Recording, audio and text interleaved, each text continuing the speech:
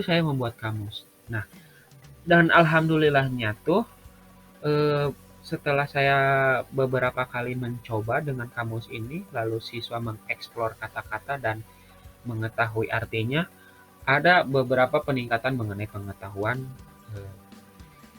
pengetahuan bahasanya gitu. Jadi kosakatanya ada beberapa peningkatan. Nah, itu alternatif solusi yang saya berikan. Yang pertama, kamus. Sebenarnya kamus ini solusi yang sangat relevan sekali untuk pembelajaran bahasa Sunda di Indramayu. Karena bagaimana siswa mau tahu bahasa sementara mereka tidak ada apa ya, tidak tidak tahu gitu apa artinya. Nah, ini solusi yang sangat relevan itu ya kamus. Kamus itu sangat-sangat membantu terhadap pembelajaran bahasa Sunda yang ada di Indramayu gitu. Yang itu solusi yang pertama itu kamus. Lalu solusi yang kedua, pembelajaran ideal. Apa sih pembelajaran ideal?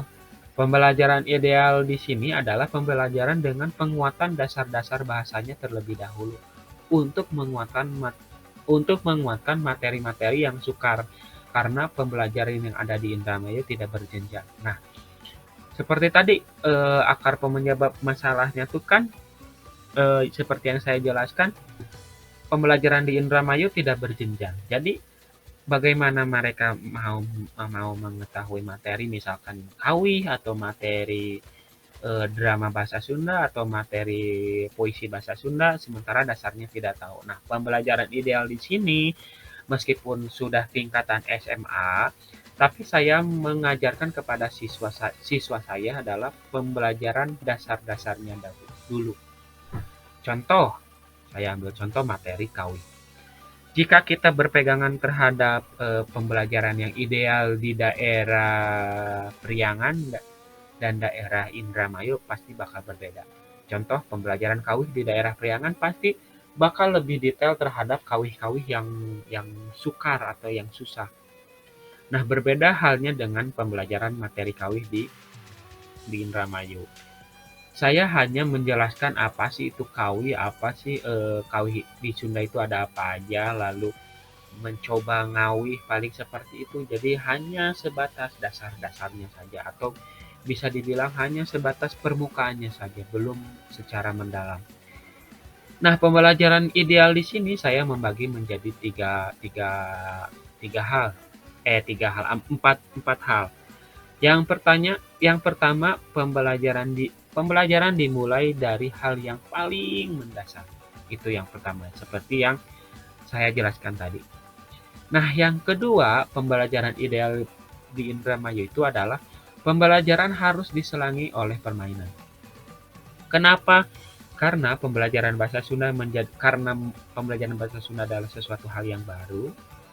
Jadi untuk mengurangi rasa bosan siswa, untuk menanggulangi rasa bosan siswa, untuk meningkatkan motivasi siswa, pembelajaran bahasa Sunda harus diselangi oleh permainan. Permainannya seperti apa? Permainannya dikaitkan dengan materi-materi yang akan diajarkan. Contoh seperti materi kawih yang tadi saya jelaskan. Nah, permainannya seperti apa? Permainannya contohnya tebak lagu atau tebak penyanyi lagu kayak gitu, seperti itu. Nah, pembelajaran ideal yang ketiga adalah menggunakan model pembelajaran yang student center.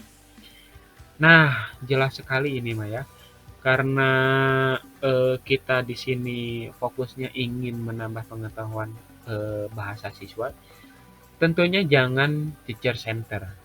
Kalau teacher center nantinya adalah guru yang terlalu aktif. Nah, pembelajaran Sunda di Indramayu harus menggunakan model pembelajaran yang student center. Lebih bagus lagi menggunakan model yang menciptakan sebuah project-project agar siswa itu lebih terdorong, lebih aktif lagi. Nah, pembelajaran ideal yang keempat adalah pembiasaan menggunakan bahasa Sunda baik di dalam pelajaran ataupun di luar pelajaran. Nah, ini sebenarnya belum maksimal diterapkan karena sangat sulit sekali untuk membiasakan siswa menggunakan bahasa baik di pelajaran ataupun di luar pelajaran. karena ada beberapa hal atau ada beberapa statement dari siswa, mereka takut untuk menggunakan bahasa Sunda gitu. Nah, tapi eh, saya akan terus berusaha untuk membiasakan siswa-siswa bisa menggunakan bahasa Sunda seperti itu. Itu alternatif solusi yang kedua. Lalu alternatif solusi yang ketiga adalah, nah ini, dengan media tambahan. Karena akar penyebab masalah yang ketiga adalah tadi fasilitas yang kurang, tentunya saya sebagai guru tidak boleh berputar-putar di suatu hal yang sama. Jika tidak ada buku, maka saya harus memutar otak bagaimana siswa mendapatkan materi atau materi tambahan atau materi bacaan bacaan lebih gitu. Nah, media tambahan di sini adalah untuk menanggulangi fasilitas dari sekolah yang kurang. Media tambahan di sini saya sudah jalankan selama kurang lebih setengah semester mungkin. Setengah semester saya menggunakan dua media, yaitu satu media Google Site, lalu kedua menggunakan media bookcreator.com. Nah, media Google Site di sini adalah untuk media web untuk diakses oleh setiap siswa. Jadi tiap-tiap siswa bisa mengakses pelajaran bahasa Sunda dimanapun. Nah, di web Google Site ini saya ciptakan atau saya desain, ada beberapa hal yang saya masukkan di Google Site, yaitu modul atau bahan bacaan, yang kedua media-media pembelajaran yang akan dipakai tiap materi, lalu ada tugas-tugas yang terhimpun di situ. Jadi jika siswa-siswa saat pembelajaran bahasa Sunda dimulai, jadi tinggal siswa-siswa tinggal mengakses Google Site-nya. Jadi semua hal mengenai materi-materi yang akan saya ajarkan sudah terhimpun di media Google Site seperti itu.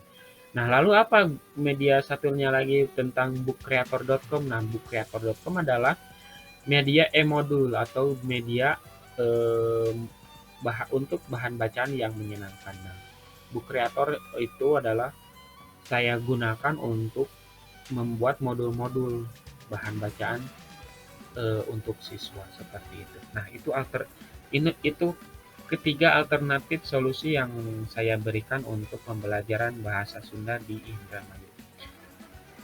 Selama semester 2 kemarin, adapun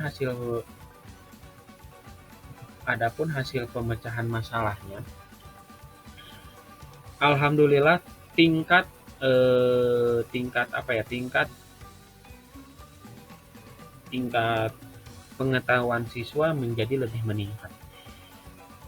Dari ketiga solusi yang sudah saya jalankan, ada buku saku dan ada media modul.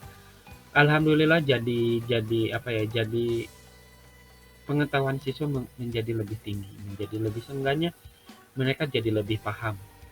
Tidak seperti halnya setahun waktu saya ngajar, 1 tahun waktu saya ngajar. Sangat sulit sekali untuk mengajar bahasa Sunda, tapi setelah saya menemukan solusinya dan dijalankan solusinya, ada beberapa hal peningkatan. Bahkan jika di kurva itu alhamdulillah menanjak gitu ya. Dan saya pernah melakukan pre-test post-test ketika eh, awal pelajaran saya berikan pelajaran bahasa Sunda yang sangat sulit. Nah, ketika saya jalankan media-media pembelajaran, terus media-media alternatif solusi yang tadi saya sudah jalankan, alhamdulillah ada peningkatan yang cukup signifikan. Nah, seperti itu. Nah, dari apa sih saya dapatnya dari solusi-solusi yang saya tadi dapatkan dari apa gitu? Ada beberapa daftar rujukan yang saya baca. Yang pertama dari jurnal Herli Setiawan Karim mengenai tentang Kamus Saku. Jurnal ini berisi tentang Kamus Saku sebagai media pembelajaran inovatif. Nah, tentunya untuk pembelajaran bahasa, Kamus Saku itu adalah menjadi media yang sangat penting mungkin ya untuk siswa. Jadi Jika siswa ada beberapa hal yang mereka belum paham bahasa Sunda atau bahasa Indonesianya, tinggal buka buku kamus atau tinggal mereka tulis bahasa Sundanya apa, lalu mereka cari bahasa Indonesianya apa. Nah, lalu jurnal yang kedua adalah penggunaan model pembelajaran e-learning dalam meningkatkan kualitas pembelajaran, yang ditulis oleh Ananda Hadi Elias. Nah, yang terakhir adalah penggunaan media Google Site dalam pembelajaran untuk meningkatkan efektivitas belajar peserta didik sekolah dasar. Meskipun di sini sekolah dasar, saya terapkan di tingkatan SMA. Nah, seperti itu video yang saya atau masalah-masalah yang saya hadapi, lalu sudah saya berikan solusinya selama 1 semester kemarin, khususnya di tahun 2021 2022, tahun ajar 2021-2022, semester 2, seperti itu.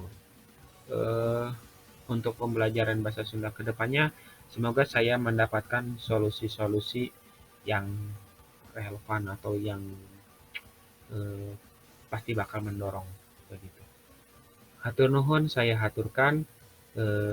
Jika jika ingin mengontak saya berinstansi di SMA Negeri 2 Indramayu, lalu ada Instagram saya di Permadi, lalu ada di akun YouTube saya Yogi Permadi 1149. Sekian dari saya, hatur nuhun, wassalamualaikum warahmatullahi wabarakatuh.